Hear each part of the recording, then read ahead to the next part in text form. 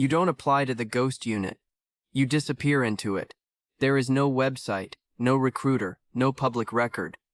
One day, your commander tells you that a transport is waiting outside the gate. No explanation, no paperwork. Just a black vehicle with tinted windows, two silent men in plain clothes, and a folder with your name printed on the front. Not your full name, just your last name. That is the first thing they take from you, your first name. By midnight, your phone is gone, your bank cards are gone. Your social media is deleted. Your family receives a message saying you have been reassigned. No location, no timeline, no promise that you are coming back. They don't tell you what the ghost unit does. They only tell you one rule. If the mission succeeds, nobody will know you were there. If the mission fails, nobody will admit you existed. This is your life as every rank inside a Black Ops ghost unit. At the first level, you are not a soldier. You are a test subject.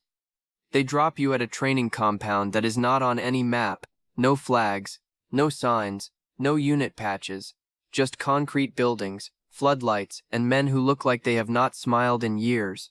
Your uniform has no name, your room has no mirror, your instructor calls you number 17. Not because there are 17 of you, because 16 people failed before you got there. The first week is not about shooting, it is about removing comfort. You sleep 2 hours a night. You eat when they allow it.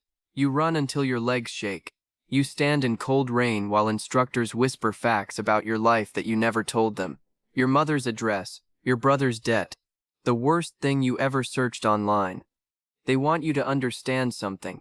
In the ghost unit, privacy is a memory. If they can break you with embarrassment, you are not ready for enemies who use fear. On the 7th night, one recruit quits. Nobody yells at him, nobody insults him. They simply walk him to a vehicle. By morning his bed is stripped, his locker is empty, and nobody says his name again. That is your first lesson. In this place, failure does not make noise, it just disappears.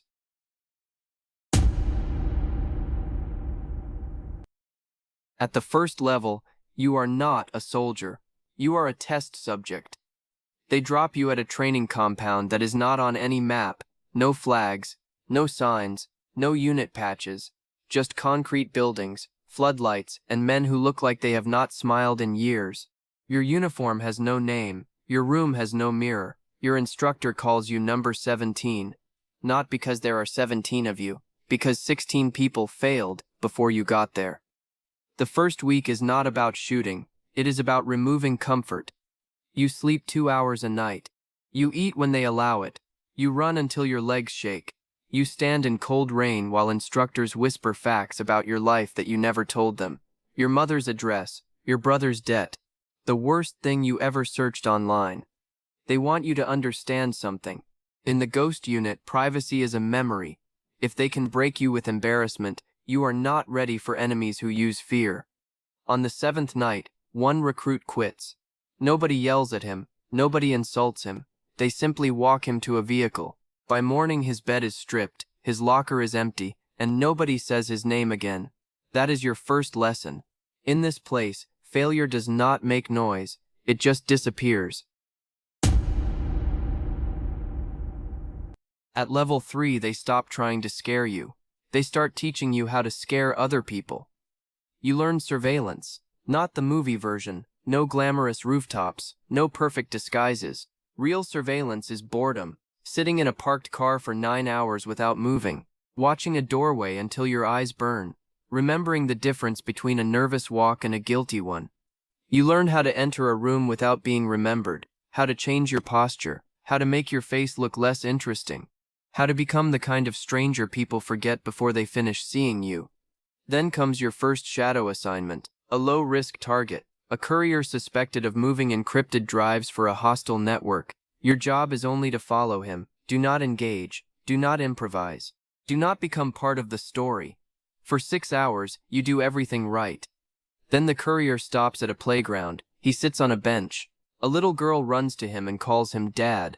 That is when the training changes. Targets are easy when they look like monsters. Hard targets look human. He buys his daughter ice cream. He ties her shoe. Then he leaves her with her mother and walks toward the station carrying a bag that could start a war. You follow. Your hand is steady. Your stomach is not. That night they tell you the drive was real. You help stop an attack that will never appear in the news. You expect to feel proud. Instead, you lie awake thinking about the little girl. That is your second lesson. In black operations, the world is not divided into good people and bad people. It is divided into people who know the truth and people who survive without it. At level 4, you receive your first real function. You are no longer just a candidate. You are useful. Every person in the unit becomes a tool. One man opens doors. One woman breaks encryption. One sniper can wait motionless for 2 days. One medic can keep a dying man alive with a belt, a pen, and 30 seconds. Your specialty is entry, not kicking doors. That is, your job is to enter places that believe they are secure. Embassies, apartments, server rooms, private offices with silent alarms and expensive locks. You learn that every building has a weakness. Sometimes it is a camera blind spot. Sometimes it is a maintenance worker with gambling debt. Sometimes it is an executive assistant who keeps passwords under a keyboard because powerful people are often stupid in very expensive ways. Your first real entry happens in Prague, a penthouse owned by a financier who launders money for armed groups while giving speeches about peace. You have 8 minutes, no weapons fired, no witnesses, no damage visible. You get inside through a service elevator. You copy a hard drive. You replace a painting by 2 millimeters because the safe behind it closed exactly right. 2 millimeters, that is almost what ruins you. At extraction, your handler says nothing. He just shows you the photo, the painting, the gap, the mistake. You are not paid to be brave, he says. You are paid to be invisible. After that, you check everything twice, then 3 times, then in your dreams.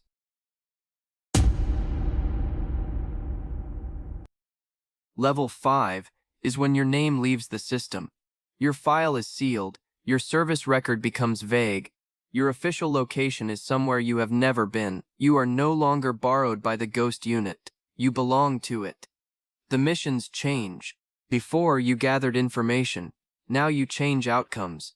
A hostage exchange in a city that officially has no hostage crisis. A convoy that must stop before it reaches the border. A scientist who must defect without looking like he defected.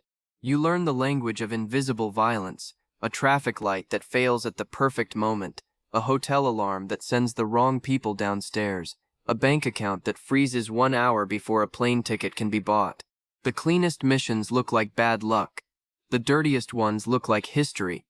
One night you are sent to retrieve a defector from a safe apartment. When you arrive, the apartment is already compromised. 2 guards are dead. The defector is hiding in the bathroom with a kitchen knife. He is not brave. He is terrified. He looks at you and asks if you are there to save him. You say yes. You are not sure if that is true. Extraction takes 4 minutes.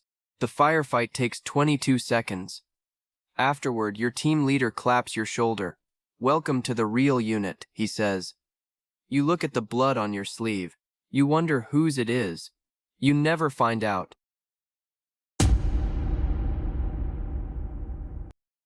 At level 6, the worst part is not danger. It is responsibility. Before you risked your own life, now you spend other people's lives. You lead 4 operators into a coastal city during a power outage. The target is a data broker selling the identities of undercover agents. If he uploads the files, dozens of people die. Not soldiers, interpreters, drivers, informants, families who trusted the wrong country. Your plan is clean. Plans always are. Reality is not. A child sees your team crossing an alley. A guard changes his route. The backup exit is welded shut. Suddenly, every choice costs something. If you delay, the upload completes. If you rush, one of your operators may not leave. You give the order, breach. The room explodes into noise, light, smoke, shouting, a body hitting glass. The target reaches for the laptop. Your youngest operator stops him. The files are recovered. The mission succeeds. But on the flight home, nobody celebrates. Because your youngest operator keeps asking if there was another way, you tell him no. You say it with confidence. That is leadership, not knowing the answer. Sounding like you do so everyone else can sleep. You do not sleep. At level 7, you stop entering rooms. You send others into them. You sit in a windowless command center watching blue dots move across a satellite map. Each dot is a person, a voice, a family, a memory. On screen they look small. That makes decisions easier. That is what frightens you. A minister has been kidnapped by men who plan to broadcast his execution. Officially, your country is not involved. Unofficially, you have 40 minutes. Your team is ready. Air support is denied. Local police are compromised. The building has 3 entrances and at least 1 bomb. Your analyst says wait. Your field leader says move. Your superior says, your call. That is how power arrives. Not with music, not with applause. Just 3 words that put every future death in your mouth. You authorize the operation. 29 minutes later, the minister is alive. 2 hostiles are dead. 1 operator is missing part of his hand. The news says the minister escaped during confusion. The public celebrates a miracle. You know miracles have invoices, and your signature is on this one. At the final level, you become the person you once feared. You have an office with no nameplate, a phone that never rings unless something has already gone wrong. Young operators stand when you enter the room. They look at you the way you once looked at your instructors, like you know the secret shape of the world. You do. That is the problem. You know which peace treaties were saved by threats, which elections were protected by lies, which innocent people were left behind because saving them would expose the mission. The Ghost Unit does not protect innocence. It protects outcomes. One day, a new recruit arrives, number 17. Different face, same fear. You watch him through the glass as instructors take his phone, his name, his past. He looks young, too young. For a moment, you want to stop it. Then your phone buzzes. Another crisis. Another country. Another room full of people who will never know your name but will live or die because of your choice. You turn away from the glass. That is when you understand the final rank. It is not Ghost Director. It is not Commander. It is not Legend. The final rank is the person who keeps the machine running even after they know what it costs. Years ago, they took your first name. Later, they took your records, then your sleep, then your fear, then your ability to believe that clean hands exist. Now there is only one thing left to take. The part of you that still thinks you are different from them. And when that part finally disappears, nobody notices, because that is what ghosts do. They vanish quietly. When people imagine secret soldiers, they imagine glory. Black helicopters, night vision, perfect shots in impossible darkness.